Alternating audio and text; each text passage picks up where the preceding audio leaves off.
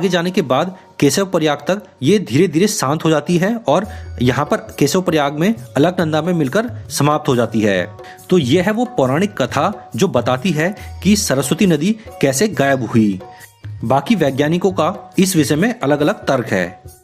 तो दोस्तों, आपको सरस्वती नदी की ये जानकारी कैसी लगी आप हमें जरूर बताना, और अगर आप इसके बारे में पहले से भी जानते थे तो नीचे कमेंट करना। वीडियो पसंद आया हो तो वीडियो को लाइक और शेयर जरूर करें। अगर आप हमारे चैनल पर पहली बार आए हैं तो हमारे चैनल को सब्सक्राइब करना बिल्कुल ना भूलें, क्योंकि हम अपने इस चैनल पर ऐसी ही जानकारियां देते रहते हैं। दोस्तों, वीडियो में लास्ट तक बने रहने के लिए धन्यवाद। जय हिंद।